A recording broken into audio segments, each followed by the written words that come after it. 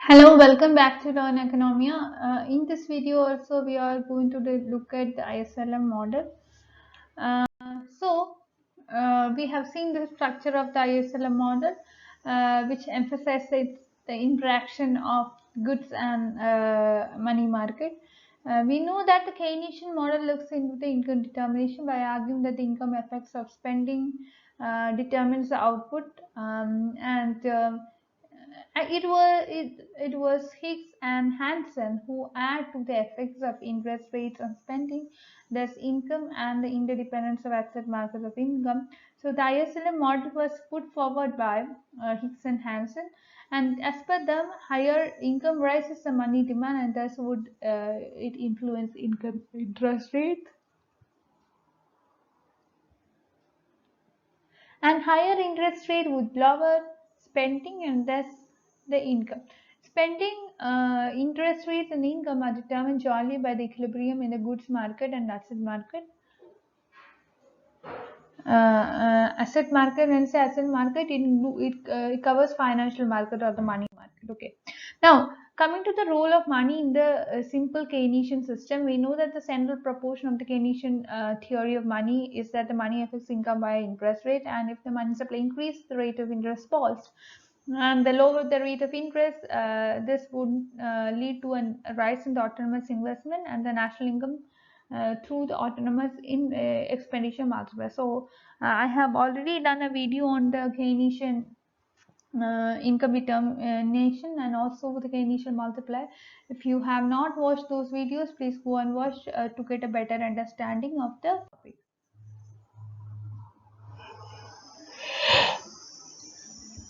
Now let's understand the interest rates and aggregate demand, how these two things are influence each other, or how these two things determine each other, or how these two things play important roles in the economy. As per Keynes, a business investment demand depends upon the interest rate, and in his view, investment project would be carried out only if the investor expect a rate of return which is higher than the cost of borrowing to finance the project, so that the net return from the project would be positive. And for the same reason, at a higher interest rate, fewer projects would be accepted. And if you look at the figure, you could see that the effects of interest rate changes on aggregate demand.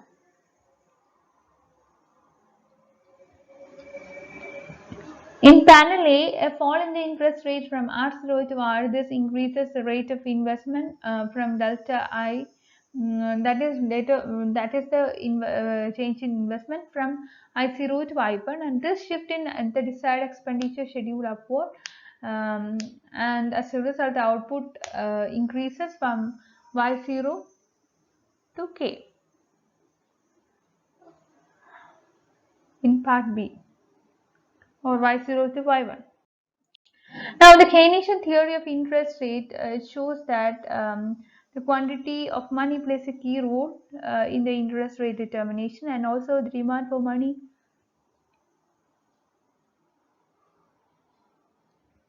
is very much crucial. Keynes has made two assumptions. He has made basically two assumptions. First of all the financial assets can be divided into two groups: money and homogeneous bonds. And money pays no interest. At a fixed point of time, an individual has a fixed amount of wealth which is divided between the money and bonds. So the money holding implies less holding of bonds and vice versa, and thus there is only independent portfolio decision and the division of W between M and P. Therefore, an excess demand for money implies an excess supply of bonds, which is an excess supply of money implies an excess demand for bonds. And in Keynesian model of equilibrium level of interest rate and income, it is determined by the demand for money and supply for money, which you can understand the same from the figure.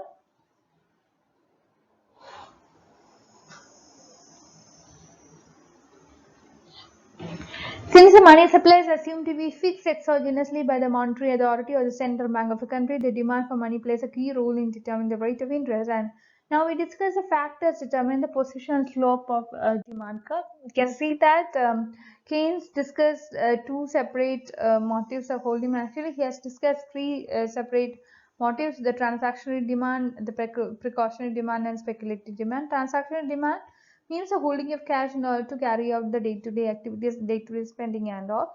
That is in which cover the transaction of goods and services, transaction of money in order to purchase goods and services. Then precautionary motive, it is something holding of money in order to meet unforeseen contingencies in the future. And speculative demand means people would invest in bonds uh, for and for investing in bonds they get uh, interest rate, and the bond price is reciprocal of rate of interest. That means that there is existed direct relationship between both. Now, if the current market rate is 5%, the bond promises a pay of rupees 10, then the market price could be found out. That means here, if R rises to 10, BP will be 10 by 10, that is equal to 10 by 1 by 10, which is 100. And if R falls to 200 half, BP will be 10 by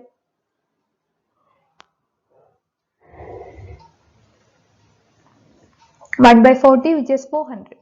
If the individual holds money, then only money, no bond, then there is no risk.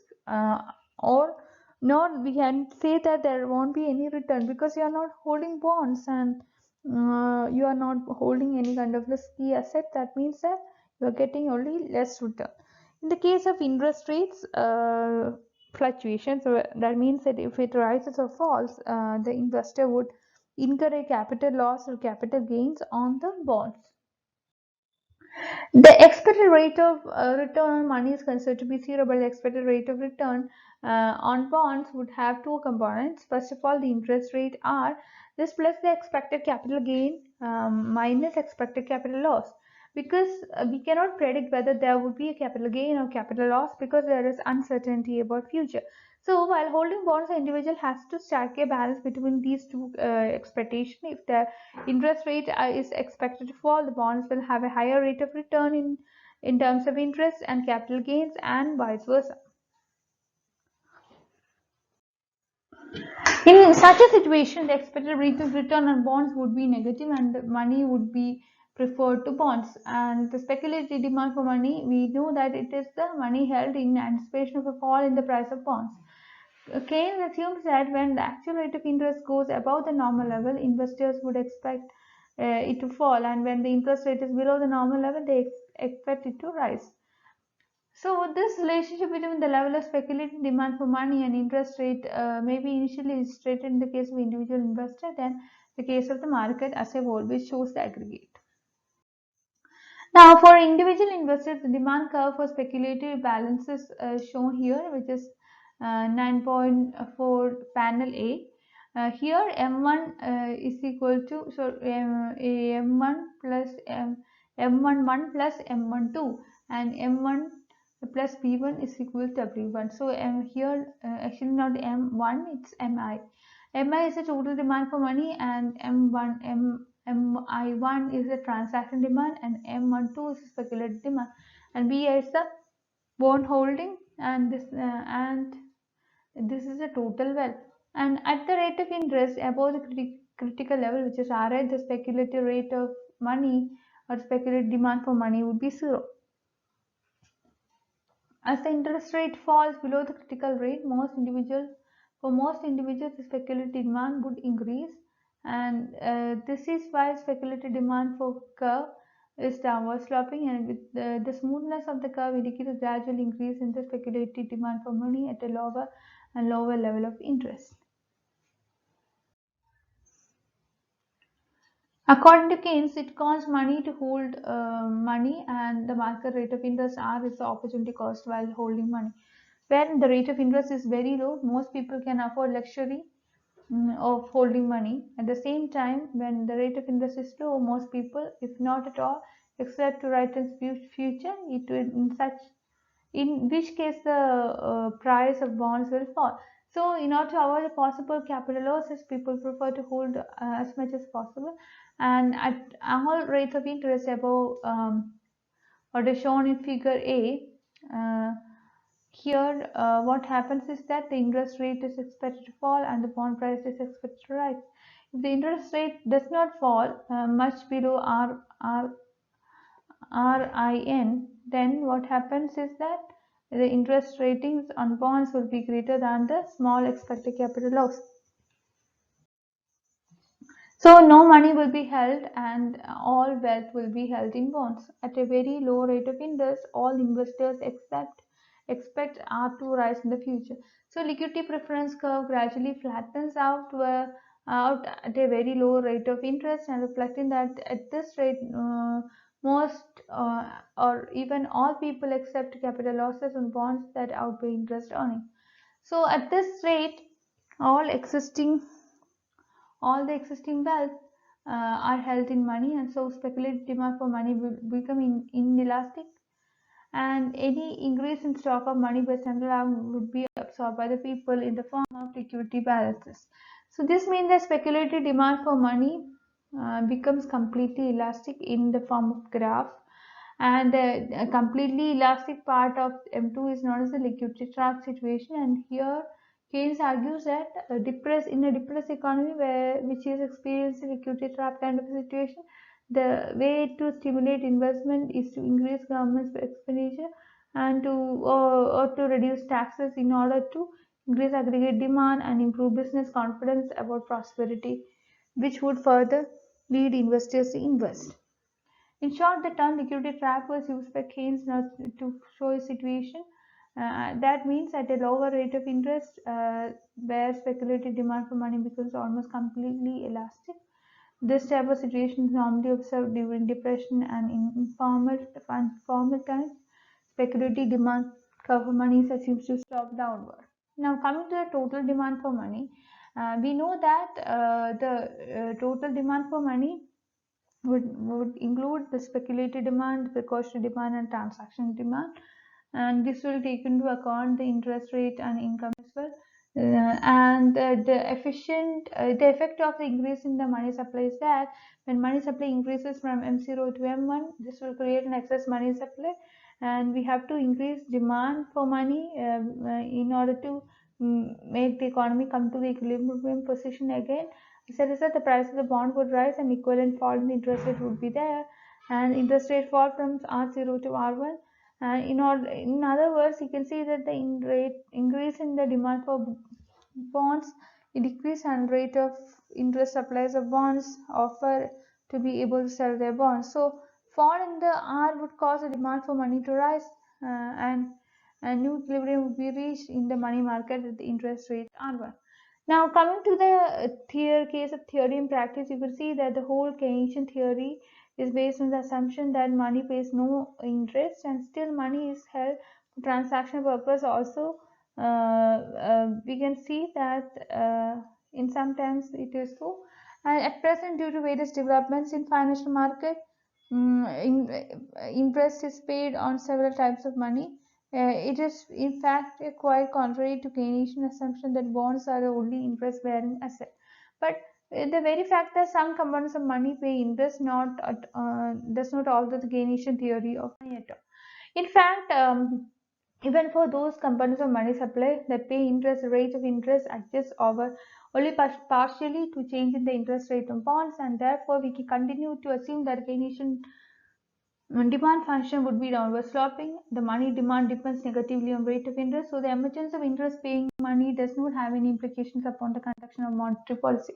Now, coming to the basic ISLM model, we have seen that it is a mechanism where this goods market and money market interact and reach equilibrium, and we can have equilibrium level of both interest rate and equilibrium level of income.